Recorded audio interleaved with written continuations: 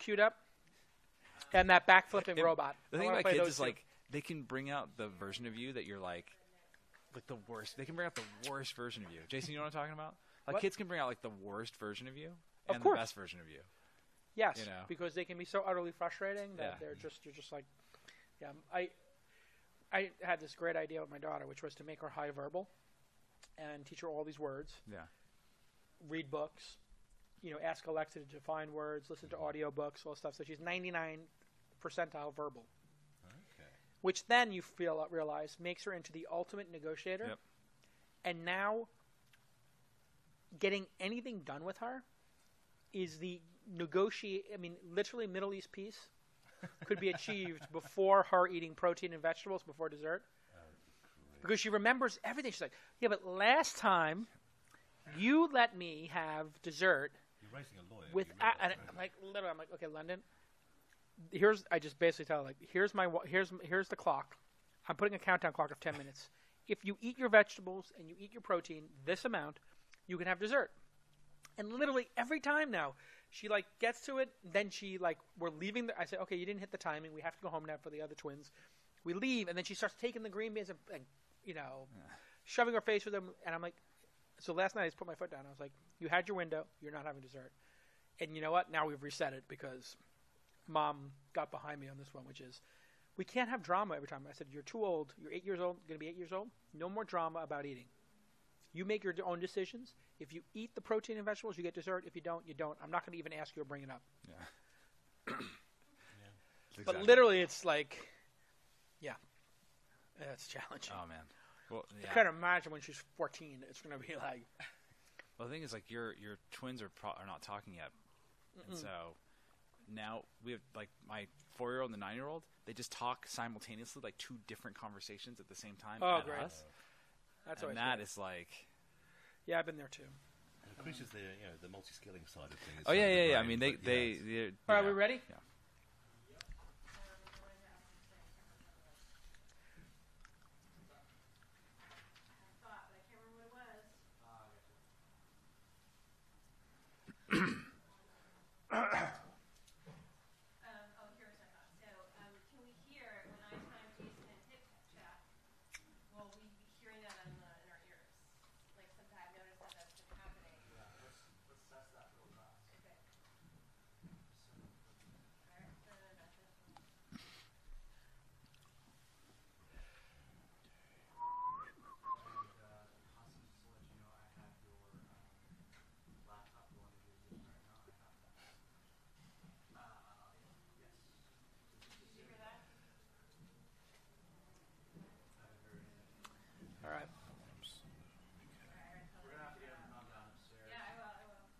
Oh, she's rolling out the makeup.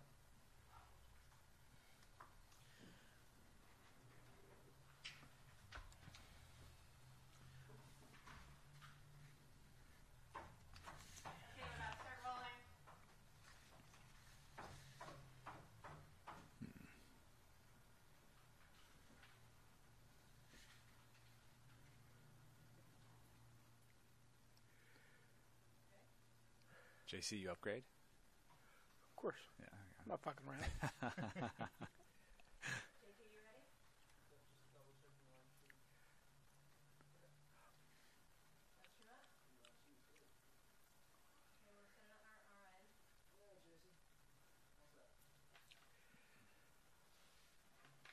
All right, 3, 2, 1, you ready?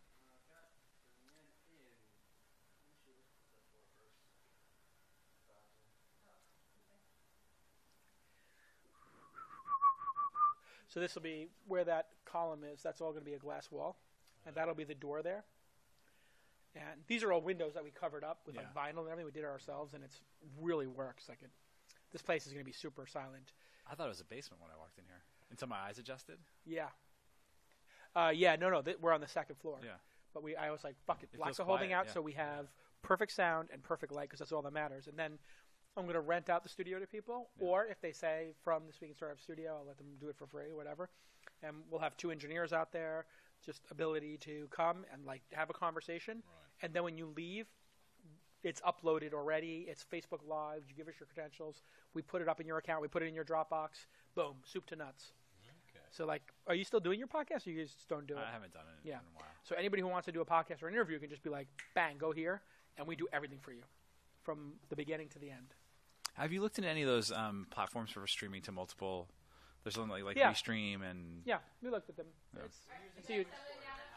We're using Switchboard is the one we're using now? Did we pay for that, or we got it for free? Switchboard. Yeah, that's the other one. What does it cost? I think like $29 a month, somewhere around there. Okay, 3, 2, 1 All right. when you're ready. Okay. All right, whenever you're ready, 3, 2, 1 me. Hey everybody, welcome to This Week in Startups, the show where we talk about technology, startups, venture capital, angel investing, and innovation here in the cradle of innovation, Silicon Valley. We're here in San Francisco at our new studios. Yes, we have new studios in the Flower District. More on that in the coming weeks. We're still doing the build-out, but soon we'll have a studio that's available for you to rent as a podcaster. If you want to have a state-of-the-art studio, you can use my studio here in San Francisco. I'm really excited about our guest today, and there's a lot of news to go over, from Tesla to Apple to Google to backflipping robots. And if you can't tell, I have a little bit of a tickle in my throat because I got some kind of a cold. But with me, of course, my partner in crime at Engadget and Weblogs Inc., and now an investor with BetaWorks, Peter Rojas. Welcome back to the program. Hey, thanks for having me. Good to see you. How's everything at BetaWorks? It's good. We just had our annual LP meeting last week. Okay, that's limited partners, the people who give you money to invest on their behalf. And it was our first one for the fund because the fund's only about a year old, so we put it off as long as possible. And did the LPs have the time to show up? Did they actually show up? Yeah, we had most of our LPs showed up. Wow, which was great. That's fantastic. And it was about 5 hours, 6 hours total. So. And you basically explained to them, here's what we invested in and why. Here's our thesis, and maybe have some of the companies speak. What happens at those Star Chamber LP meetings? So the way we did it was we started off with trends in the market for the areas that we're looking at and investing in. Yep. And then we did a overview of the fund's performance to date, which again, year in you don't have that much to show.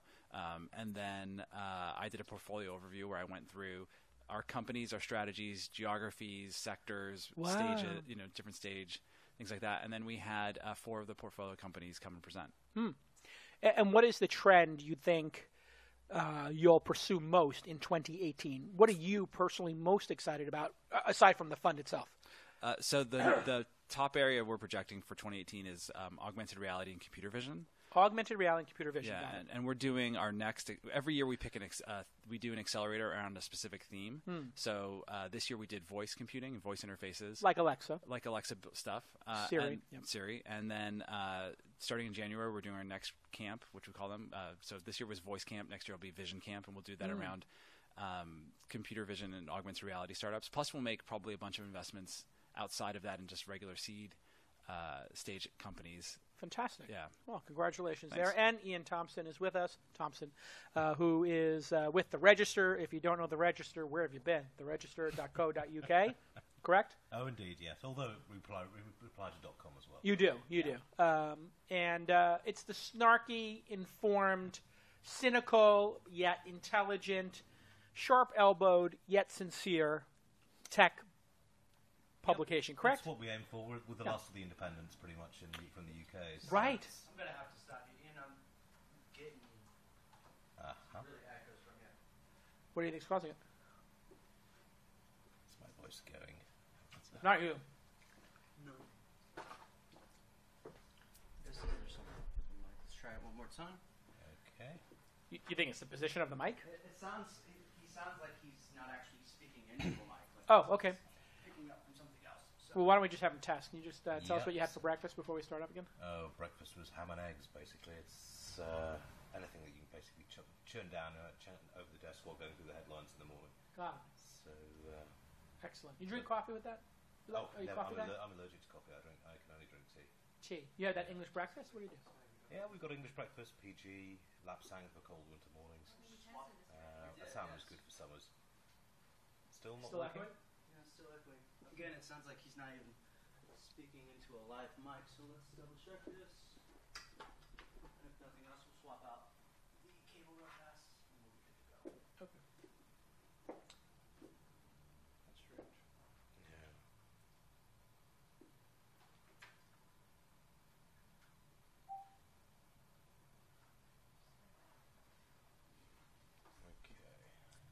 got big plans for Thanksgiving? Just gonna go up to Jill's parents' house. Very nice. What are you guys gonna do? I think we're gonna host. Yeah. I think we but I ordered everything from Buy Right. Okay.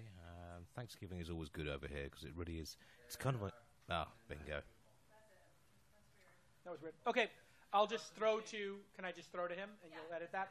Okay, so I'll just say thank you, Peter, and then go over here. All right, welcome back, Peter. Okay, Iain Thompson is with us from the Register. Everybody knows the Register is the snarky but sincere, the informed, yet sharp-elbowed at times, Have to be, certainly. candid tech pub from the UK, theregister.com or theregister.co.uk. Yep. Did I get that accurate? Is it an accurate description? Yeah, pretty much. I mean, we're the last of the independents, and we're not welcome at that many parties, but we don't really care about that as long as we get the news out. Do the PR people actually even try to engage with you, or are they just like, that's a lost cause? Some do. An increasing number. Well, there are holdouts like Apple, obviously. I mean, Right. we haven't been to an event of theirs in 10 years, but Amazon is still being fairly awkward, but that's common across the entire industry. Microsoft, on the other hand, even though we write an awful lot of bad stuff about them, still perfectly happy to do business. Interesting. Yeah, I think there's a maturation of companies and how they're dealing with the press. And All right, it was an absolutely stunning week for Tesla. I was supposed to go to this is the first Tesla unveil that I didn't go to. I'm sure you were there. I had VIP tickets, and I got sick, and I was literally hacking and coughing and on antibiotics. I couldn't go, but I watched the live stream, and of course, Elon launched the semi-truck, which was the reason for the event. And the semi had some pretty outstanding, and of course, Elon's getting better and better at the drama at these things. He drove the semi-truck in himself, which was pretty great. And he's super comfortable on stage. He's starting to see this like Steve Jobs, although it's his own style of keynote, but it's pretty dramatic. And 500 miles on a single charge for this semi-autonomous truck, which of course will be autonomous at some point. And it uses the same monitors as the Model 3, and I have one of the early Model 3s, and I've been driving it for a couple of months now. So when I saw it, I was like, oh my God, the truck drivers are getting the same displays, but they have two of them, and then the seat is in the center. And what's interesting about the seat being in the center is when I met Elon, he had a McLaren. And we went to dinner one night with our wives, his ex-wife, and we were driving, and he shows up in this thing. And I was like, oh my God, that's so crazy. And he opens it up, and there's two seats, and the McLaren has the center seat. So his wife was in the second seat, which is just a little bit behind it. So obviously he has an affinity for the center seat. But the complaint about the Model X sometimes is that the windshield is too big. But in a car like a semi, you want to have a huge windshield. You want to have great visibility. And the acceleration is ridiculous. It can do a quarter mile in 8.9 seconds. I'm sorry, no, that's the other surprise. But I don't know the exact 0 to 60 time, but it was pretty extraordinary. 400 miles on a 30-minute charge. So he's going to build a supercharger. The current superchargers, I think, do 250 miles in an hour. This is going to do 400 miles in half an hour, so that's 800 miles in an hour. It's crazy. And the price is undisclosed. Let's start with your thoughts on the semi-truck. What do you think of Tesla going into the semi-space? It's an interesting space for them, but actually mechanically it makes a certain amount of sense, because if you look at the standard types of trucks that you're driving at the moment, phenomenal number of gear changes to get it going and to get it down. An electric motor really helps with that because you've just got smooth torque all the way through. In terms of the longer-term play, it all depends on how expensive they are, and whether the super recharging stations work. But yeah, I mean, that actually looked really interesting. It's got some big-name people behind it already. Yeah, I guess Walmart or somebody said they were going to buy a bunch of Walmart have done it. A couple of other trucking companies have said they're getting interested. It seems like a no-brainer because Tesla's, unlike a regular car, they don't have oil and these other things to be replaced, brake pads, etc. Like it does regenerative braking. So for a car or for a vehicle that's operating consistently, it's kind of built for that. My Teslas, all you really do is change the tires, and sometimes you gotta get the steering aligned like a regular car, but that's it. Peter, what are your thoughts on the semi? So it seems like if they can partner with big companies like a Walmart, and that have defined routes, right? They may have a couple of big routes that they go from a one distribution point to another or from a port or something like that, and then make sure that they have the supercharging infrastructure Oh my all along God, the that's way. brilliant. That actually gives them a way to say, like an average independent trucker is not necessarily going to buy one of these because he's going to have, a reasonable fear that there's not going to be the charging infrastructure in place. Right. But if you go to the partner in the first place and say, great, let us know what your 1,200-mile route is, and we'll make sure that we have superchargers along the way. What's really interesting about your point, Peter, I never considered, if Walmart has a supercharger at it, then when they're parked to unload, they're charging They can while recharge, unloading. yeah. And so the cost savings on this could be 20, 30%. I think Elon said it would be at least 20% cost savings. I think it would be more. So if it's 30% cost savings, there's no reason not to invest in it. And then that supercharger at the Walmart station could also, since they put that infrastructure in, charge regular Teslas. And if these things become self-driving, and I think, are Walmarts typically off the highway? Is that part of the... Are these typically placed? Not too far off the highway. Yeah, I would think they're enough close to the be- highway. Yeah. So that means that if they're going to be self-driving, one of the theses, or thesis, has been that the way trucking will work is self-driving on the highway with the ability to take over. So literally the driver could take a nap and get an alert to wake up to then take over when it's getting off of the exit ramp and drive the last mile, which means driver fatigue would be less of an issue. And this seems to me to be perfectly reasonable, and this should be coming first. Do you think these will be able to self-drive themselves in the next 5 years on major highways if the last couple of miles were self-driven? They can do it now. The Otto truck has already demonstrated that with they do need a human to get through human traffic situations. But on a freeway, then it's really very dull and very simple driving. Yeah. And if you can get particularly with something like a Walmart, if you can get these in slipstream formation, the fuel savings are even higher. So when they daisy chain, when they become like a train. when they actually daisy train up. So if one rides behind the other, gets pulled along by because you the don't have air the wind resistance it resistance. It creates. reduces the draft. Yeah. So if you get 3 or 4 of those in transit, then it's highly efficient. And number 3 could then catch up, go into the front like they do in the cycling, and draft, so that they each run out of battery at the same time, not just the first one runs out of battery, right? Yeah. That'd be quite something to see on the highway. But So I want to know, when is the Smokey and the Bandit remake with all autonomous vehicles? Yeah, well, actually, there was just some movie that I saw where one of the premises was that there were self-driving trucks that were just the containers zipping around the highway. I can't remember what movie I saw. It was terrible. But the Stephen King. Yeah, I was going to say the Stephen King movie about the trucks that become self-aware and. No, I didn't know he had a book on that. No. Oh, yeah, it's a short movie. story. Yeah. Yeah. They Anyway, turned it into a movie. In this one, they literally had trucks on the road that were just 4 wheels and the containers, and they were operating around them. All right, now the big reveal, which I did not know about. I knew Tesla was getting close on the Roadster. I'd heard buzz about that. But the Roadster 2.0 was announced. I don't know if they're just going to call it Roadster, but I have one of the original Roadsters. And this is the Roadster 2.0, which looks gorgeous. And the specs are simply phenomenal. Although this car will not be ready until 2020, and that's 2 years from now. And, of course, that's the original Roadster there on the top if you're watching the video. This can go 0 to 60 in 1.9 seconds, and has a top speed of 250 miles per hour, 0 to 100 in 4.2 seconds. And it has a 200 kilowatt battery that goes 620 miles. 3 of the motors, so some Teslas have 1 motor, the ludicrous versions have 2. This one's going to have 3 motors, all-wheel drive and torque steering.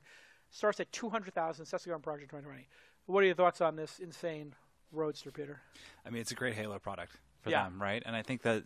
What does that mean, Halo product? Explain for people. Well, I mean, it's a product that they don't expect to sell a lot of them. Right. But because it sort of has they max out everything, right? Yeah. It's the dream product. It's something. It's an aspirational product. Yep. And even though most people will never be able to afford one, it actually creates what we call a halo effect around the brand. Get you to the showroom. It gets people excited about Tesla. Yeah. And so maybe you can't afford the Roadster, but maybe you eventually can afford the Model 3. All right. So the critique has been. You have any thoughts on it, Ian? The Roadster stuff. It's exactly that. It's the same thing that McLaren are doing and Bugatti are doing, and that sort of thing. You create an insanely beautiful supercar with incredibly high stats. You make sure they're pretty much all pre-sold for the first couple of years, and it drives an enormous amount of interest. And I just looked at it and was like, want that now. But, yeah. I take it you got your deposit in already, right? I'm getting one, yeah. I don't want to be obnoxious, but yes, I'm getting my 5th Tesla. It's kind of ridiculous at this point. Like literally, I have all 4 Teslas at the house, and we don't drive that much. So literally, like, I have to get rid of the Model S because it's a serial number 1. So I'm stopping driving that. It's going to be retired. I have the X, I have the 3, and I have the Roadster. The Roadster, I put the new battery in. I never drive it, except maybe once or twice a month when I want to. I take my daughter for ice cream, and we'll go, just to have fun with it. But the Model 3, to me, is the big winner. What are your thoughts on the Model 3 production hell issues and Elon going out, Peter, and announcing these new products? I think there's been a little bit of critique of, hey, why are you announcing new products if the Model 3 is not hit full production yet? Is that a valid criticism, or is there a unique amount of hate reserved by the Tesla skeptics for anything Elon does? Because it does seem like there's this vocal, small contingent of people who are shorting the stock and hate the fact that Elon's a celebrity and that it's a stock that's, let's just say, fully valued. I mean, it is a very highly valued stock. We all know that. And Elon has said that publicly. What are your thoughts on that? I mean, I think that people, it can rub people the wrong way. And I can understand that, right? Which is there's a sort of, they building up, playing into the hype and really pumping things up and announcing the Model 3 really early to drive pre-sales, which did require a deposit. I mean, it's refundable. You can cancel. And it was only $500, wasn't it? But still, I mean, that rubs some people the wrong way. It just rubs some people the wrong way because, nobody likes the sort of the hucksterism of this stuff. Yeah. And I think it can bother you if you are anti-Tesla and think it's all hype, but can actually also bother you if you are really pro-Tesla and pro-electric vehicles because you don't want them to fall short. Right. And you don't want stuff like this to happen. And so, personally, I'd rather that people underpromise and overdeliver than have the opposite because I think that Tesla's proven it's a real business. They know how to build the stuff. Yeah, they're shipping a lot of cars. And they know how to ship stuff. Yeah. But there's no reason for them to fall short, to set expectations that they can't meet. Apple has done this in their history a couple of times where they promised. We're going to talk about the HomePod, right? The HomePod, right, yeah. Sometimes you get ahead of your skis. Yeah, it does happen, and Apple gets criticized for it too. Nobody seems to remember, though. If the product is great and it comes out within a year or so, you're okay, I think. And we sometimes even forget the products that get announced and then never ship at all, which does happen from time to time. That does happen, too. It's just there is that fear, though, that, yes, this thing has been overpromised. And when you saw the original deposit stats for the Model 3, that got me kind of worried because ramping up car production is... he's very good at it. We've seen that with SpaceX and ramping up production facilities. But can it be done, and can it be done in the way that it was promised? Here's my view on it. Having owned one of the early of the 4 I own either number 1 or one of the number 1, number 16, and a pre-launch car. The only one I waited on was the Model X because I had no garage space at the time when I was living in San Francisco. But the problem, I would say almost universally, he's been late by 6 months or a year on some of these products. But they've always exceeded expectations, so I've never really cared. In terms of the deliverable.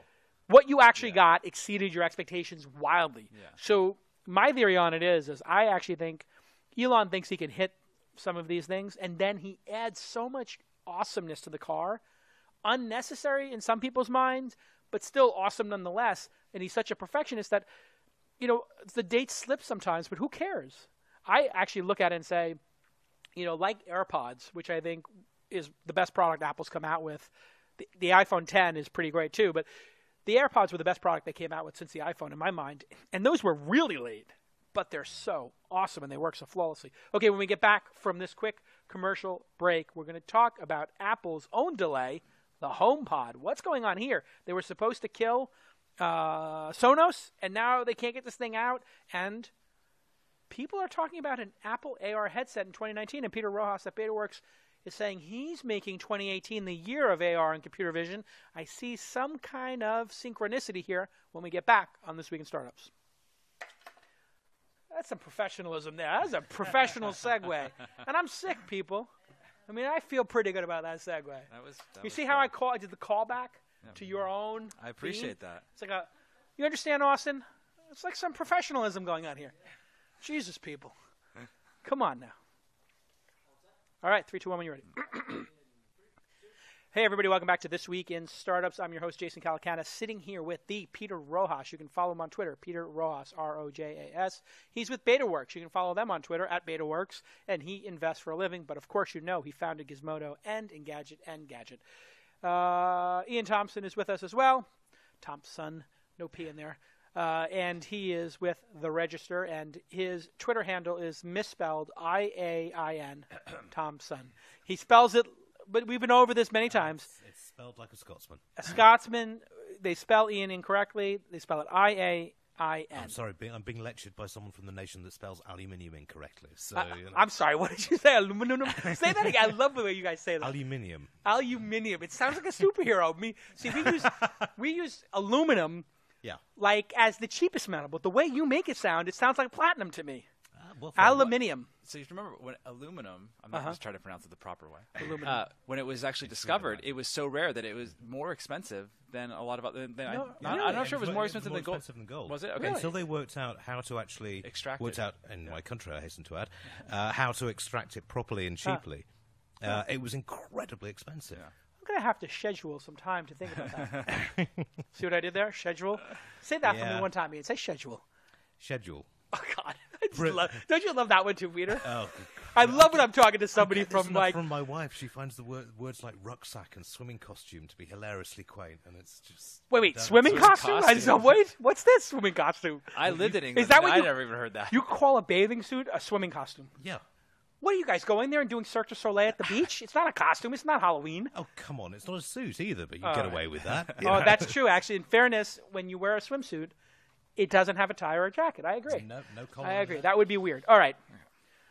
Apple has been doubling and tripling down on AR, augmented reality. We all know what VR is, virtual reality, and that's what Oculus does. You go and put your headset on and you're in a virtual world. That seems to be, once again, dead on arrival.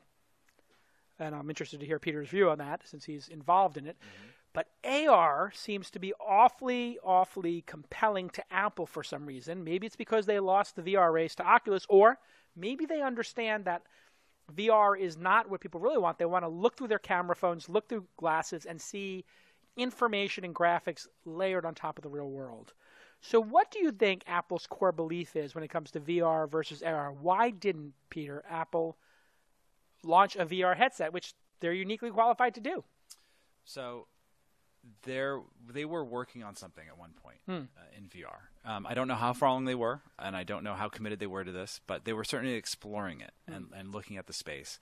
And at least a couple of years ago, made a decision not to participate, not to make a play here. Why do you think that is? I think that they found that at the end of the day, it was not going to be something that was going to be a product that people were going to use all day, throughout the day. Right. And I think that that's what Apple aspires to, which is products that you use a lot, that have a really high quality of user experience. And high frequency. And paired with a high frequency of experience. Right. They're part of your daily life. The watch, the AirPods, the phone, and your computer. Exactly. And so, and I think with VR tends to be a low frequency but very high intensity experience. Right. And I think having spent a lot of time looking at the space and really only making one investment in VR over the past couple of years. Which one did you invest in? We did Against Gravity, which we invested alongside Sequoia in first round. Is that the one that makes Rec Room? Makes Rec Room, which is probably... I played Rec Room. I thought Rec Room was the most interesting thing on my Oculus when I used my Oculus, but I haven't used it in months. So, I mean, I love playing Rec Room. I'm not just in fact, we invested in part because I loved it as a consumer, as a Explain user. what Rec Room is. It's a social VR experience focused around kind of casual games. You can play paintball and dodgeball, and it's pretty compelling. I have to say, when I played dodgeball, I was picking up the ball and throwing it at people, and I really enjoyed it. But the thing they added recently were these quests where you play with with three of your friends, and you there's like a medieval one which I think is up on the screen right now. Oh, is this from them too? Yeah, and there's so wait, this isn't Rec Room, but it's the same. This company. is Rec Room. No, this is so they've added these experiences. I haven't seen this one, and it is you got to play it with me sometime. Yeah, it takes about 45 minutes to do one of these quests, and you play it with your friends. You play together. You're trying to play through the quest, and it is amazing. Yeah. It is one of the most satisfying experiences I've had in a long time. Yeah. And so so that's, they gave up on VR because they didn't think they could compete, or it I wasn't. I think that I think that they could compete, but it ends up looking more like a game console business. And I think that is where So not mass- Apple didn't make a game console 15 years ago either. Setting aside the Pippin, which we won't talk about. Wait, what is the Pippin? I don't even know what this is. Oh, do you want to remember the Pippin? No, The Pippin was their ill-fated try to tie up with Nintendo, I believe, about 25 years ago. It was about that. It never really got. I think I saw. I'm not sure they even launched photos of it. a prototype, but it This was is never vaporware. They basically announced it. It didn't. I don't know how far along they Oh, got. here it is. Way back in 1996, Yeah. Apple thought it could make a game console. 10 months before Steve Jobs came back to Apple, the company Yeah. collaborated with Japanese toy and video game Oh, it's Bandai, company okay. Bandai to Not make the Nintendo, okay. Pippin game machine. It turned out to be a tremendous flop. Apple sold only 42,000 units when it was released in 1996 and discontinued the next year. So basically, We don't talk about the Pippin much anymore. Yeah, this is what's his name was running the place, I guess. Scully. Scully.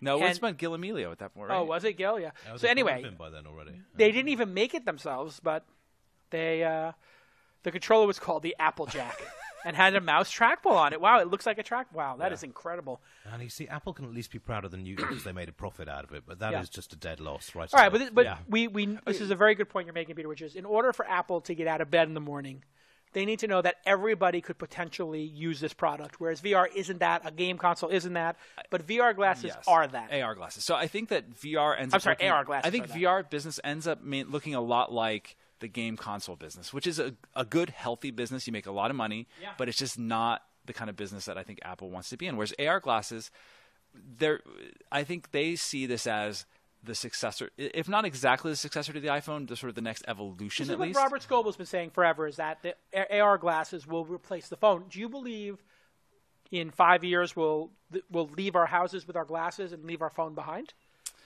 I'm not 100% convinced of that. 5 years, I think, is actually a little on the early side for a few reasons. I think that the ability to do really high quality AR outdoors that will be better than what you would have on the screen on your phone even today will be very, very difficult for a whole host of reasons. The light being one of them. The light is the biggest problem. When it's bright light, it washes things out. It washes things out, and it's very difficult. Now, I'm not saying Do they have a term for that? Bright light? there is, but I'm not sure. I can't interesting. recall it off the top of my head. So 5 years is a lot can change in 5 years. Yeah. But I think the very early versions of what we'll see from Apple will probably be designed around enhancing your experience rather than replacing. You'll have some stuff you'll see Got it. a lot of the stuff that you see with like ARKit right now, putting 3D objects in space. It'll also have support stuff like that, but a lot of it will be around adding information. They may even do something that doesn't do true augmentation, but is more like what Google Glass was, which is about basically like having like an Apple Watch kind of up A heads-up display. A heads-up display. Just a little exactly. data. Yeah. Ian, when we look at this, AR obsession that Tim Cook seems to have, he likes to drop the hint that he thinks AR is interesting. They then launch ARKit. This kind of follows their hiding in plain sight approach, which is launch the developer kit, and shortly thereafter you get the actual physical product. Will there be physical glasses? Are you 100% sure that Apple will release AR glasses? What percentage sure you are that there'll be glasses in the next 3, 4, 5 years? Well, I'm certain they won't be coming out next year. Highly skeptical whether they'll be coming out in 2019 in a usable form factor with the hardware that you've got available at the moment. 2020 would even be pushing it because you've got so many problems that these things. You've got, as you say, the light problem, but you've got to have a decent battery life. You can't be having to recharge this thing every hour and a half. You've got to have a usable bandwidth capacity, because at the moment cellular networks around the world, but particularly in Silicon Valley, even in Silicon Valley, cellular networks are terrible here. Yeah. And you're going to have to be transferring large amounts of data to this thing at a cost which people can do. So if they're going to have a market-winning product, then I'd say 5 years at the minimum. I think they're going to have something by 2019. By the end of 2019, I think there is a way to get around the battery problem, which the AirPods give you a hint at. The charging case. A case. So imagine you had a glasses case, and you put your glasses into it and wirelessly charge them. Then you could put them on for an hour, use them, and then put them away. And I don't know if you guys are using the AirPods, but the amount of time it takes to charge those little things is like 5-10 minutes. Yeah. So I have 2 sets of them. So I rotate them, and I just like to have 2 sets around in case I misplace one, which seems to be their, what they're best at is being misplaced. But this could be a very powerful.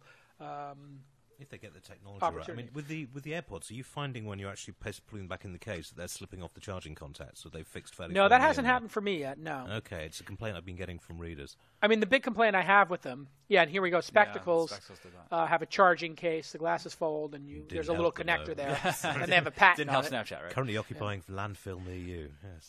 Yeah, those seem to. I don't understand why spectacles were a failure. Single-use item. And then once the novelty wears off, it's just like it becomes like the Oculus. It's something you might remember to grab once in a while. Yeah. Well, so to go back to what you were saying earlier, I do think that there's a reason for why we'll continue to have phones, and in part it will be to offload some of the functions that you would have to have on the glasses. It'll be the server. It'll be a server. It might be the wireless connection. It might be battery. Well, it might be some processing, some of the offload processing, things like that. Makes total sense. So I do think that there is a lot of reasons why we'll still carry a phone. Taiwanese manufacturer Quanta Computer, which is the primary assembler of the Apple Watch, revealed it is working on an AR product for an undisclosed company. So that's where that comes from, Mac Rumors. All right, when we get back from break, let's talk about the HomePod. Is it coming? Is it not? Are they going to reinvent home music? Or are they going to pretend it never existed? When we get back on This Week in Startups. I'm good. I got plenty of tea. I'm rocking. You like my cups, Peter? No, I was just going to say I got to get these myself. Do you guys need more drinks? I'm good. I'm fine, thanks. Okay. Oh, jeez. Nothing go wrong there. Nope. All right, 3, 2, 1, when you're ready.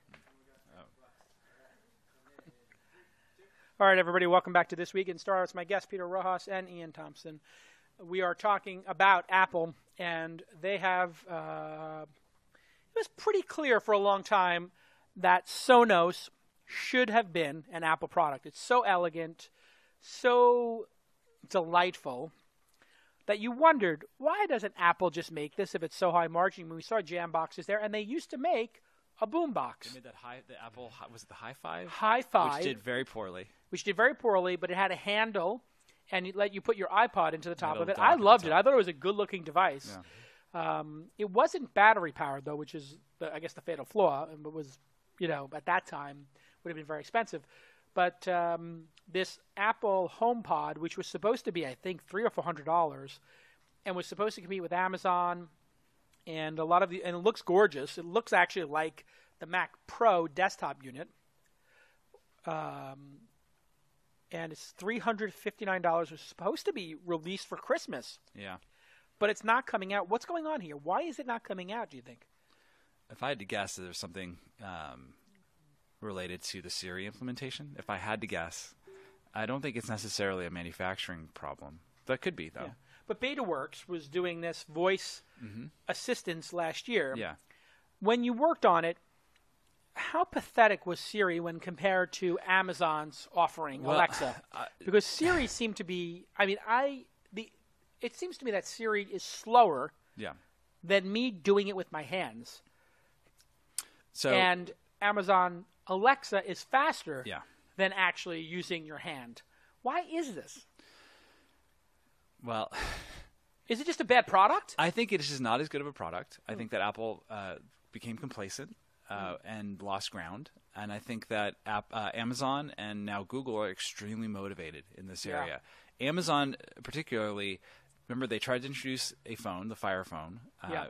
That was a huge disaster for them. And they did their own iPad, their tablets. The tablets have actually done okay. They did okay, right? 'Cause people like to read books on them. Yeah, but they haven't. This is the Alexa is their opportunity to have a platform, an operating system, and something for developers to build on top of. And it's working. And it seems to be working, but they have to. This is a difficult. It's a difficult business to build, right? And building a platform like this is really hard. Yeah. And What does it take to build a platform? What are the components? How did Microsoft and Apple, iOS, Android build their platforms before? What are the key components that they need to build? well, so there's a lot that goes into this, right? I mean, you have to have support. You have to have hardware. Okay. Of some kind, and so Either partners or your own. or partners on your own, or both, which is what they're doing here. Amazon makes their own and they partner. Yeah. Siri is only available on and Mac that's again, hardware. Apple has shown that is not a limitation, right? Right. Being restricted to the Apple, you can only get Apple's operating system on Apple's hardware, and that has not been a limitation to their success. It's limited them on a percentage market penetration, but it hasn't. It's benefited them on a profitability basis. Exactly, and so I don't think Apple's. I'm not going to shed a tear for Apple or worry about Apple Yeah. there. But I think for Amazon, the other thing that they need to do is they need to get developers building for their platform, and it's not just about incentivizing developers to build Alexa skills, which are their equivalent of applications. Developers have to figure out how to make money. Right. Here. And that was the thing that Has Microsoft, anybody figured out how to make money off a skill? Because we just built one for the Angel podcast we do. Or I should say somebody built it for us. I gave them permission. But you can't sell a skill, right? They don't have for sale? You can. So this is where I have proprietary information, but Oh. I will say that there will be monetization in the future. There'll be a skill in the near store future. with apps. And I think I've heard this. Yeah. So you'll be able to pay for a skill. You will be able to do a number of things. You'll be Yeah. able to.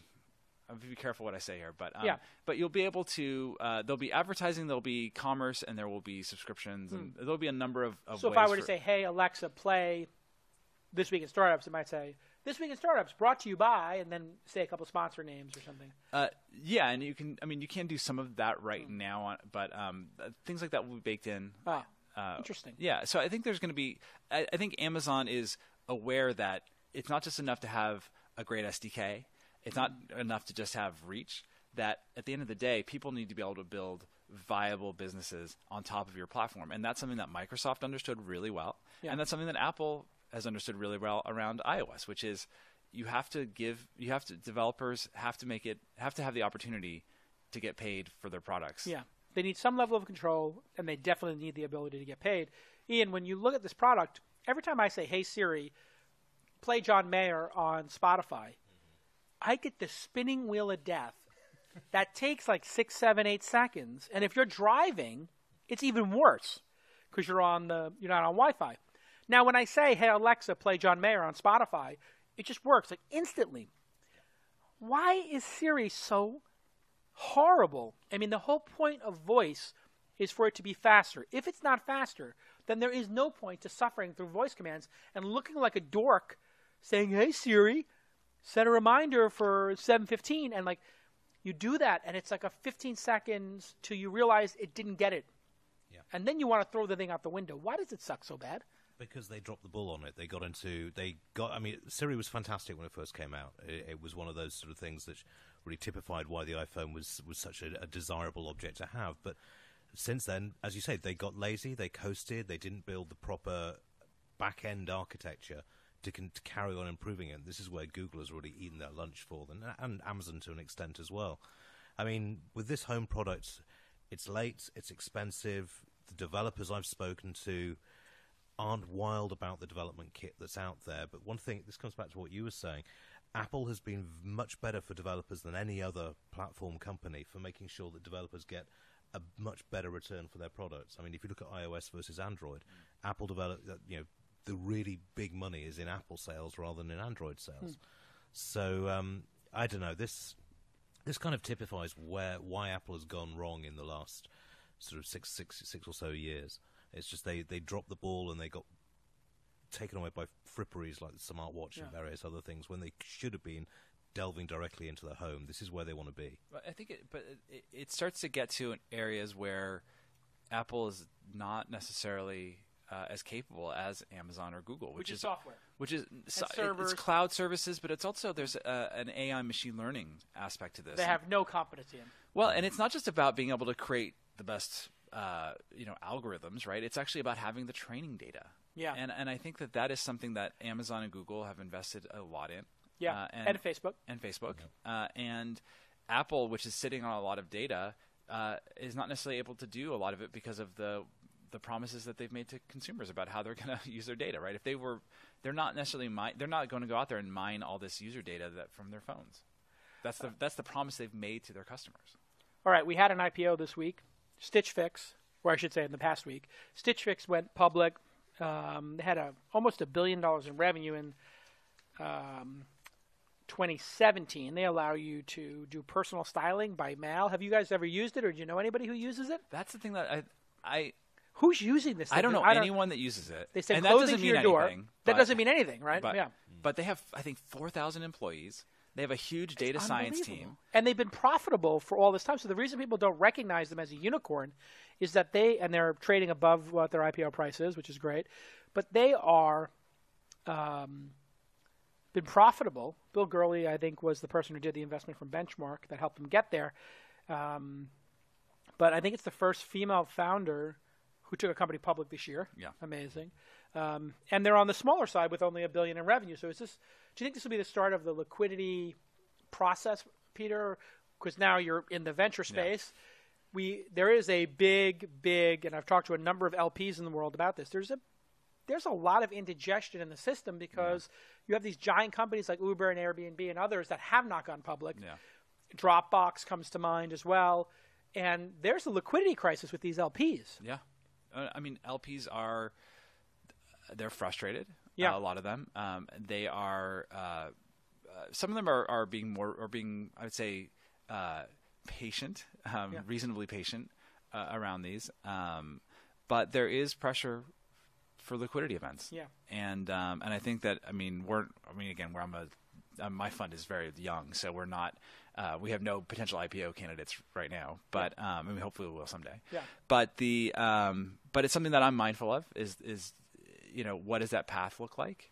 And I think one of the concerns is you see what happened with Snap, right, which is I think underwater right now. It might be, but it's still worth 15, 16 billion. Sure. But when is the lockup? That's the question.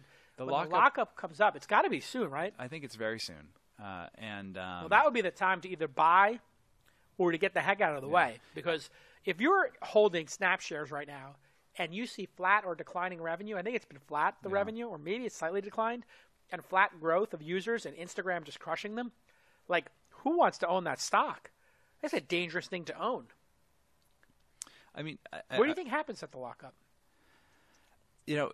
So from what I understand, I think Evan Spiegel and the other co-founder, whose name I can't recall right now, have promised they will not Sell? sell. Yeah, that happened also with Twitter, where everybody Yeah. promised not to sell, but Evan Williams was selling, Yeah, and he wouldn't promise. He's like, I'm going to sell. yeah. Yeah. So I think that you need a signal from senior management that they're The lockup should have been 6 or 9 months, so maybe Austin or Yeah, I'd have Jackie, to- you can I'd look have up when they went public, and you'll know the lockup date. But I think the other one that I'm keeping an eye on in terms of the lockup is Blue Apron, because Yeah. they've not performed very well since their IPO. Yeah. And So now we're disincentivizing people to go public. well, and I think also there are a lot of businesses which have raised a lot of capital around this direct to consumer model. And I know Blue Apron is slightly different because it's sort of the meal delivery kits, Yeah. but fundamentally, if there's businesses that are based on spending a lot of money to acquire customers and then Competing with Amazon. and then getting the lifetime value of those customers right. Yep. I think Stitch Fix is in that category. I think Casper is in that category. There's a ton of businesses in that category. Warby Parker. Yeah. And it's not hard to imagine Casper going public, right? Right. It's not hard to imagine Warby Parker going public. And so I think that there is some investor fear around these businesses, is that they get to a certain point and then the unit economics get inverted because the customer acquisition costs start to grow and the lifetime value starts to go down because of customer churn. Yeah. And then all of a sudden, the model is broken. And then the model is broken. And I think that, And the model, in fairness, probably never worked. It was just people were hopeful. yeah, and I mean, it's why we have, there's how many mattress companies, startups right now? There's Yeah, like it's 8 ridiculous. or 9, right? And they're all spending money on podcasts, right? Advertising Crazy. on podcasts. And it's because they're trying to acquire customers and making bets that once they acquire a customer that they can continue to sell mattresses to them. All right, let's jump over to, unless you have some thoughts on that, Ian. I don't know. I think Snap's toast, to be quite frank, but that's just my personal view. Yeah. It It's- seems like young people are still using it. They are, but then they're moving to different platforms. There's a lot more, certainly on the security side of things, there are a lot more young people moving to more secure platforms. Oh. And Like the way what? that- Signal, Telegram? Signal is seeing huge growth at the moment. Huh. Telegram less so, but it's just their model is Instagram can do pretty much the same thing and can carry on trumping them for new features. I think they're toast. I will say that I think that 800 million users on Instagram. If they had been a public company today, they would be worth $150 per user. I mean, it would be a $150 billion company. 100 easily. Yeah, they sold too early. They sold for $1 billion. I was saying this on Twitter. I did a tweet storm about this, or just one long. Now I don't have to do a tweet storm, which was 208 characters. I got it all into one tweet. And then somebody's like, "This is terrible advice." I was like, "Okay, do you understand what the term secondary is? If they had sold in secondary, they could have sold, 250 million of the $1 billion in shares they sold." Yeah. The company for, and kept half their shares and pursued a bigger vision. This is an important message to founders out there. Because of the secondary market, you should hold on. If Zuckerberg wants to sell your company, do not sell it to him. He's smart. He's trying to take you out because he's threatened by you. Do not sell to him. What you want to do is, instead of selling to Zuckerberg, go find some big banks, Goldman Sachs, whoever, and get them to give you $250 million or VCs.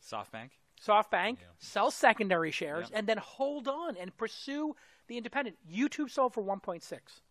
Yeah. YouTube has 1 billion users a day, I believe now. A day.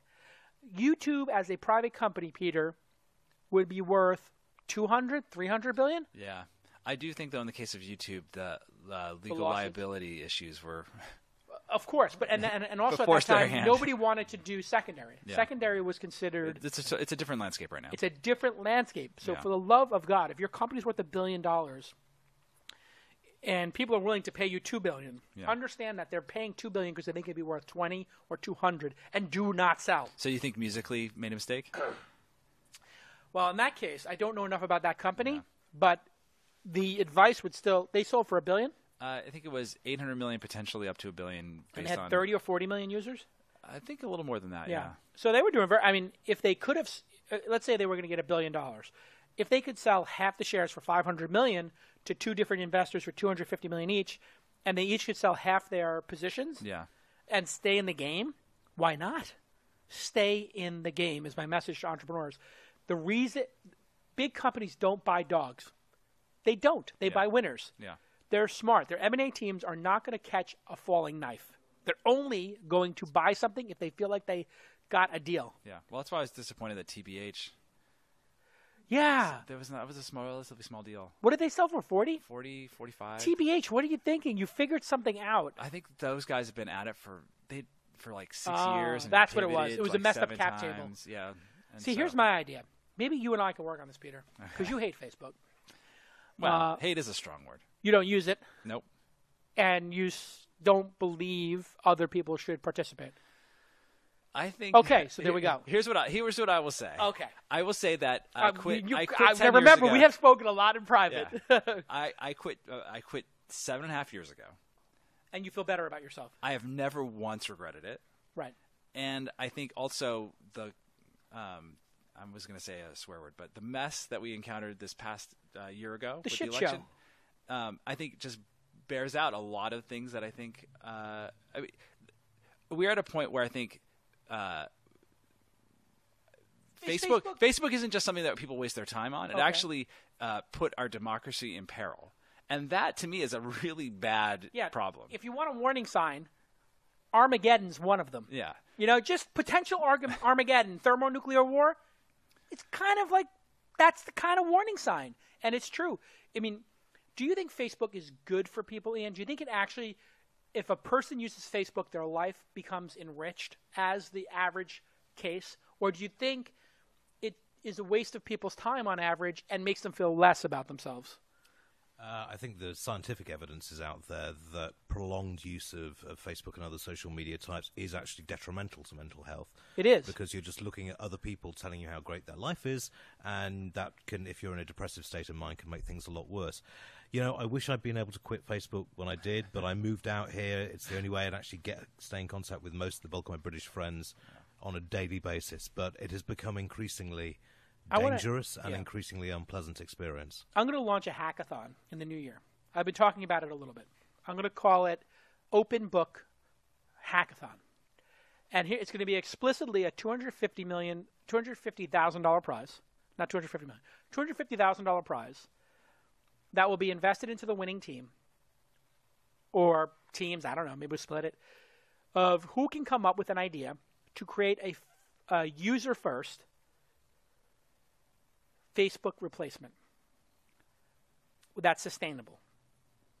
Because if Facebook is printing all this money through the ad system, there must be the ability to, and because costs have come down so much, there must be an ability, Peter, for Facebook through a cryptocurrency, perhaps in a token, or through a sponsor, a partial payment model where some number of people pay for the service like they did for app.net. Wouldn't this be viable? Isn't it viable that there could be one, or am I crazy to think that somebody could create a Facebook replacement? Because Instagram was a Facebook replacement. Snap was a Facebook replacement for a lot of people. Yeah. Is it possible to displace Facebook? I think it's possible, but I think it would be very, very difficult. And I think it's not just a matter of building something. You have to actually give people a reason to switch. Right. And that can be very, very challenging. I mean, I think... we've seen a number of attempts at this over the years. Yeah. The thing that I've been most fascinated by, which is not seeming to catch on, is Mastodon, which is this sort Explain what that is. It's like a distributed, federated version. It's more like Twitter than Facebook. Yeah. But it's the idea But there's that no central server. there's no central server. If you want to, it actually turns your Twitter-like account. You can host. It's almost like email. So let's say like I wanted to set up a server. I would set up rojasmastodon.cloud or something like that, and so I could host my own instance, my own little version of Mastodon. And then what it is each one federates with the others, so you can see what people update on other mastodons. So one terrible name. Yeah, it is a terrible name. Horrible. But one Mastodon could have all of the like crazy anonymous trolling accounts. Another one could have just verified accounts. Yeah, and so you could say something like, I'm not going to link to as the owner of this this instance, I am not going to federate with instances that allow neo-Nazi hate speech. Yeah. For example. I saw there's one of the guy, the Jester, who's one of these like very kind of popular anti-Trump guys. He created one, and he said, you know what? We're not going to allow users with IP addresses from Russia, genius. From all these countries where we're seeing trolls. So amazing. And then they're banning any kind of pro-Trump sock puppetry kind of stuff. What do you think, Iain? Is it possible with the open book challenge, if I do this open book challenge, do you think it's possible or even probable that something could replace Facebook someday? Or is it just too ingrained in the way Google has become so ingrained, or Amazon, that it feels like this time is different? They're not going to be displaced. Well, traditionally, every social network has gone through that peak phase, and then something better came along and it died away. So Friends to MySpace, the rest of it. The problem is one of scale. Right. At this point, you've got these apply to Metcalfe's law. You need the scale in order to make them work. I don't know if you remember Ello a couple of years ago that just sort of peaked up and then has just faded away because it couldn't get the volume of users you get. Now, I like Mastodon a lot, but it's not user-friendly enough at this stage. That's true. It's difficult to explain to a mass market of non-techies. I just had trouble explaining it. So. And we're here on This Week in Stars, where what we do for a living is invest in the cutting-edge technologies. The way I think of it is, can I explain to my mother how to do this and not spend the next 2 weeks on tech support? For me, it's principally a problem of scale. In order for a social network to work, you have to have a huge number of people on it. I mean, this is one of the fundamental tensions of internet businesses, right? Which is centralization versus decentralization. Yeah. And as something becomes more, as something that is decentralized is almost by definition not very user friendly, right? If you the reason why Hotmail was so successful, if you go back 20 years ago, was that setting up your own email account could be really painful, and making it really easy with a web-based interface, and somebody else handled the server and all that stuff. People forget about friction, and then removing a friction being a growth driver. Yeah, massively. Yeah, Which has been Facebook's success. They're like, hey, we started groups. Add anybody you want to a group without their permission, and you can do it. You don't need to ask somebody to join a group. You just add them. It's what I'm thinking. Starting to think is Facebook's downfall in that if you actually scroll through your page of content and look at how much content is stuff that that isn't promoted and that you'd actually want to read, it's a tiny amount of screen area, and I think that's what's killing that's the Achilles heel. Will Facebook be regulated? Do you think if we get through this whole Russian thing, do you think they're going to be allowed to buy an Instagram or WhatsApp ever again, an at-scale network, or are they so irresponsible in their approach to growing this business historically that our government, the United States government, is going to come down on them? What do you think is going to happen, Peter? Well, because this looks really bad. This government, I don't hesitate to make any predictions about this current administration. Yeah, who knows? I mean, it depends on when Trump wakes up and Yeah. if his Twitter account gets banned. I think that there will be I think there's a couple of things. I think them going out and buying another large social graph. I think there will be regulatory scrutiny on something like that.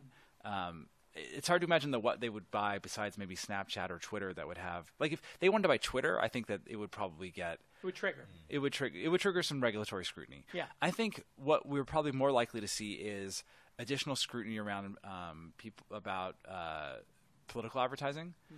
But the real challenge is it's not people buying political ads. It's what the Russian trolls were really good at was creating, Boiler rooms. creating fake news sites, Yeah. and then paying to promote that content. Right. So that wasn't buying political advertising, but They were promoting, and they had just hundreds of thousands of accounts across social media to start the viralness of these stories. yeah. And they're not alone. There was a report out last week. There are now 30 countries where elections have been influenced in this particular way. I have the easiest solution in the world for this. Let's hear it. It's very simple. If you want to buy any ads for an election, you need to attach your driver's license or passport to it. And then your name has to be next to the ad in the footer. So when you see it, it says Peter Rojas on behalf of whatever the company name is. And the company name, of course, would be like Diamond 47 LLC from the Caribbean nation that we have no idea. But it would have to say Peter Rojas. When you clicked it, it would show all the ads that you had done. In other words, you put up the friction of an account has to be associated with this. Just like if you buy a ticket for an airline. But for any advertising. Not for any. Specifically for political. But what if... I'd say do it for every post. Because what if... that seems like a lot more friction than you need. But what if I create a fake news story about Hillary Clinton? Okay. And then I pay to promote that. Well, she's a politician, so therefore we get picked up. Okay, but it's not... Okay, let's say I just say it's about Black Lives Matter. Okay, fine. It was political cause. So if you take all the political causes, the political... I'm gonna do Marshawn Lynch. Okay. I'm gonna promote content which I know will be inflammatory about him. I mean, so it gets okay. It gets harder and harder. It gets harder and harder. Yeah. But I think here's what I think is the real challenge for us is that you and I we all come out of publishing, and I think we were not anticipating that people would go and pay money to promote content, not just by ads, that wasn't about driving to some sort of other revenue generator. Like we're used to the Taboola Outbrain stuff, right? Which is you go and pay, it's smarmy. You pay, it's arbitrage, right? We're used to that. So we're used to that kind of garbage, right? Right. And then we're used to people just advertising to promote their product, right? Yeah. But we weren't. What I personally didn't anticipate was that somebody would spend millions of dollars to promote content that was designed to troll people, essentially, just to make people uncomfortable. Yeah, the goal of it wasn't also just to game it up to game the algorithms that are out there to get it in front of people's eyes in the first place. The Russian goal was not to get Trump elected; it was to cause mayhem. Well, I think, I believe it's like the Joker in Batman. Like some people just want to see the world burn. Like that's why he did it. I don't think that they expected Trump to win. No. I think that what they expected was that Hillary would win, but that she would be. It would be incredibly difficult for her to be effective and to govern because of they want all to the create division in American society to make their society, which is horrible, and to be better. fair, I mean, mission accomplished. Look, we have to give them at least credit for being very sophisticated in the way they approach this. Watch The Americans, the TV show. Are you watching Americans, either of you? I haven't, but it's a great TV show. Like literally, just when you're working out, watch it. Over the holiday break, binge watch the first 2 seasons. It really gets good starting in season 2. I mean, the Russians' approach to protecting their society is so cutthroat that they are willing to use any method, and it's pretty dark in a way. All right, let's end on something uplifting, like a robot that will obviously murder us when it becomes sentient. Boston Dynamics. We deserve it. We deserve it. At this point, humanity deserves to be called. But we've been watching Boston Dynamics, which got bought by Google and has now been sold. Was it sold to SoftBank? Who bought it? Somebody bought it. I think it was. I believe it's been sold now. They've had it on the Google had it on the block for a long time. Yeah. But this robot has gotten so sophisticated now that it is able to do backflips. And when you see this thing doing a backflip, the Atlas robot, which you can just type into, you can see it now wheeling itself around. But I mean, we've been watching this thing operate for a long time now, and it's getting better and better. DARPA sponsored this, which is our government's research arm for Research wing for the U.S. military. Yeah. the military. Yeah. And Boston Dynamics sold the IP. The older version was 6 foot tall and 2 inches. The new house is 5 foot tall, and it's gone from 330 pounds down to 165. And it's obviously getting more adept at doing things like the backflip. If we can find here's the backflip. Now this thing is crazy. It's hopping between blocks. For those of you listening, and its knees and joints work just like a human's. It flips backwards and lands on its feet. It is the craziest thing you've ever seen. It looks like one of these nonsensical CrossFit people who are jumping onto those blocks, and then it does a backflip off of it. The big advantage, though, is this one can't bring up the fact that it does CrossFit within the first 30 seconds of the conversation. They can Well, program it to do that. you combine this with Elon Musk's Open AI project, which beat the what is it? Overreach, the game. Overwatch. Overwatch, rather. Yeah. Sorry, Overwatch. They figured out how to beat all Overwatch players like almost immediately. Google beat Go. So you take Google beating Go and OpenAI beating Overwatch. You add it to this robot operating in the real world in hand-to-hand combat, and you just give this thing, I don't know, a sword on one arm and an AR-15 on the other, and this thing would murder. I mean, if you think the mass shootings we've had now, this thing would murder many, many more people than any human being ever could. How are we going to regulate this kind of technology? And because if Al-Qaeda, they may not be the brightest, group of people currently, but this technology feels like it's going to be available in the mass market soon. And drones are certainly available. Yeah.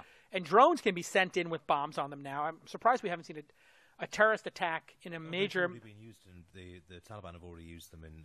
ISIS, have already used them in the Middle East. In the Middle East, they've taken commercial things and they just drop a simple mortar shell. So we haven't seen that in a U.S. city, thankfully, No. but We will. We will. Unfortunately. Yeah. I mean, how close are we to these things being out there in military use, do you think? Because the DARPA was sponsoring this, Ian. Is this the future of warfare? Are we going to see these things on the battlefield, do you think? Because we do see the ones with the tractors that roll and, disarm bombs or whatever. I've been studying this. I've been following the DARPA contest right from the beginning. For a start, while that's kind of an impressive display, if you actually look at what it's doing, it's using very limited numbers of force. So it's doing a jump and then a twist and a jump. If you looked at the last competition they had last year, this thing can't walk over rubble. It's incredibly. So you put it in the desert, it's on its back. Yeah, you put it in an actual landscape, it's into trouble. Plus, it's got a battery life of about 20 minutes. So, in terms of long-term soldering at the moment, but drone and autonomous warfare is definitely where it's going because the cost savings, Is that legal? Is there because we signed an agreement that we wouldn't do chemical weapons, right? I don't know what the actual name of that, but there is a ban on chemical weapons. There's a ban on chemical weapons, on weapons of mass destruction. What about robots? Autonomous robots, which can kill, are already in operation in Korea. What? Yeah, they've been doing trials on them to actually. They're not loaded, but as to whether or not it could actually do the job. It's now looking as though there is going to be an international agreement, or at least the UN is pushing for an international agreement on the total banning of autonomous machines that can kill. But it all depends on who signs up for it. And if China doesn't sign up for it, the US isn't going to sign up for it, and vice versa. If Russia doesn't sign up for it, it depends. We're literally going to Tony Stark Industries level technology, huh, Peter? Like, this is happening in our lifetime. Robotic warfare we already have drones that are unmanned. So we know that. And drones are controversial enough. When you see a drone video like the one that WikiLeaks had where they killed a bunch of. Oh no, the WikiLeaks one was a helicopter, I think. It was a helicopter, but Yeah, but the idea that I mean, they're being used in Yemen and Pakistan. yeah, and in places Afghanistan. where civilians are getting killed, Yeah. and that is controversial enough. Can you imagine 100 of these things marching into a town and just hand-to-hand combat or close quarters combat, just murdering people who they think are in the Taliban? I mean, how far? We're not far from this, are we, Peter? Well, I mean, the bipedal stuff is harder, but I think that drones can be remarkably and scarily effective at this. And I think it's a question of when do we want drones to be autonomous and making their own decisions? Which, with the right level of computer vision and threat detection, there's an argument, which I'm not sure I agree with, that you don't necessarily want to have – there's not always time to have a human make the call. I'm not sure we're there so yet. You're saying if I sent the drone into the compound and there's 300 people there, we know what Osama bin Laden looks like, so the drone just whips in and goes past everybody's faces as quick as possible, and if it sees Osama, it rams into Osama. But if it sees a little girl or a dog or a mom or somebody who's not Osama bin Laden, it just passes them by. And so, I mean, that's theoretically possible. That would theoretically be better than dropping an entire bomb on I would place, say that a bunker buster. Yes, and I would say that we are getting to a point with computer vision around face detection where you could probably do that, right? You could. I mean, FaceTime, the face lock, Face ID on Apple's works almost flawlessly. Even in low light. And so, what I would say is that given that the U.S. is pretty much far ahead of everybody else in terms of drone technology and their usage in warfare, that.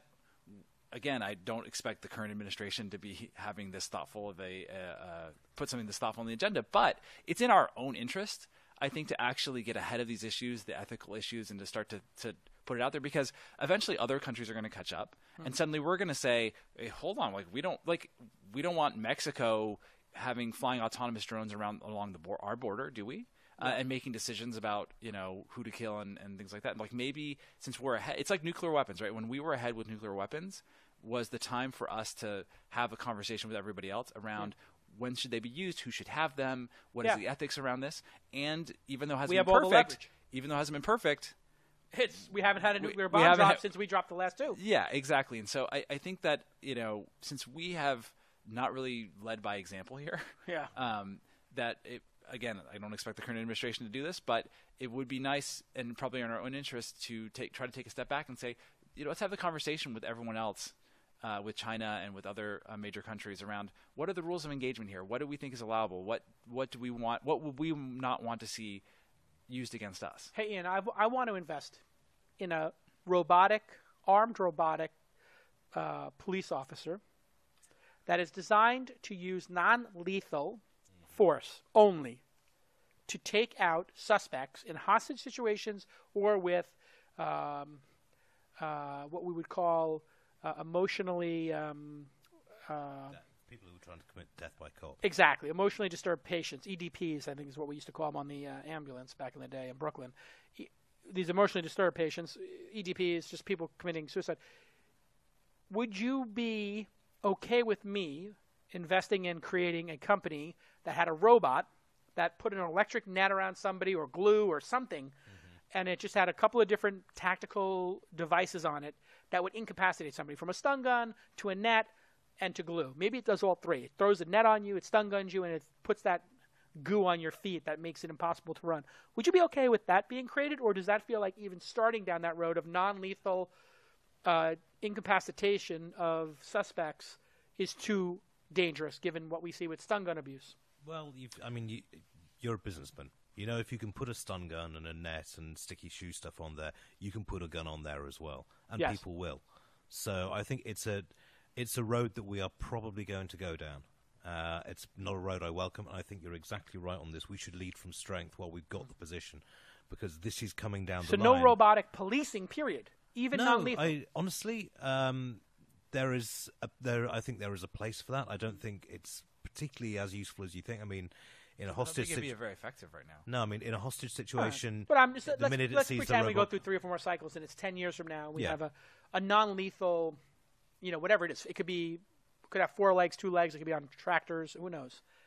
Yeah, I mean, we're going to be using this stuff, but I think we need to set the ground rules now as to what is acceptable and what is not. And something being able to seriously injure or kill a human being that isn't under direct human control at the time, I think is a very, very dangerous step to go down. I wish we had a non-lethal net gun. I know I sound like it's a superhero thing, but it does seem like in a lot of these police stops, they wind up shooting people when they don't need to. Because the only thing they have is a choice. Billy club, nightstick, gun. That's their two choices. Why is there no choice in between, I wonder? Well, it's quite interesting. I had a friend from the UK. I mean, sometimes they have the stun gun, but it doesn't seem like all police officers have them. But it comes down to the difference in policing methods that you have, the almost unique policing methods that you have in the US, because I have a friend who's an armed member of the British police force, and they are taught fire the absolute minimum number of shots to do the job. Whereas American police are taught lay down a field of fire because the other person almost certainly has a weapon on them.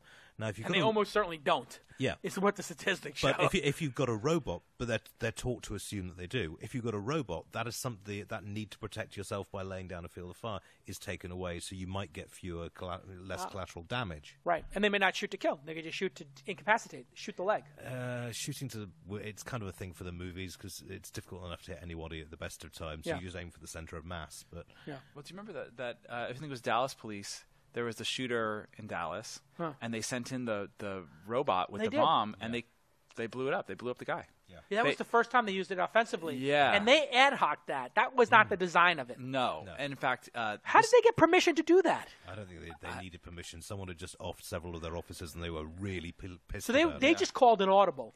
They were like, well, I mean... we're in the field. This guy killed a cop. Screw it. We're just going to send in the bomb diffuser with a bomb attached to it. Yeah, I think the decision was that there was no way... They made the assessment, which was right or wrong, that there was no way to take this guy down without putting other officers at risk of being killed. Yeah. Which is, I mean, I wasn't there. I'm not necessarily going to try to second guess them, but it was a big step. And This American Life did an episode a few months ago where they did sort of like a fictionalized story about this from the point of view of the robot, which is just, it's very topical given what we're discussing today. Go back and find it. It's hilarious, but also kind of really sad. Yeah. Well, the robot's been asked to kill itself in a kamikaze attack. And it's sort of from the robot talking, like he's talking with his, the police officer who's a nerd who programs him. And are you sure you want me to do that, Peter? Yeah, you should find it. Peter, it's really, it's like trying to convince C-3PO to do it. It's basically, because it's like counter to the programming. I am not designed. I am designed to be a translator and negotiator, not to blow things up. Yep. It would be lovely if Asimov's 3 laws of robotics actually came into account, but based on everything we're seeing so far, it's science fiction. All right. This has been an amazing episode. I'm sorry that it's so depressing, but we live in depressing times. At least Elon is launching hot new product for us to drool over.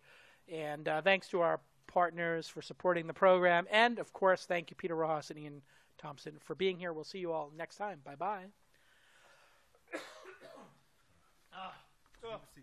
We did it. We did it. We got it done. No, yeah. Oh, yeah, it's just like day 91. Why haven't they come and pick me up? Is today Monday? Yes. Yeah. I am so out of it. I feel like it's Friday for some reason. Well, it's unusual to have a roundtable on a Monday. I also have a jury duty this week. Oh, really? Which, the system here, they did it in New York a couple times, but I've never done it here. And the system here is you check the business day before. So, like, I checked Friday night.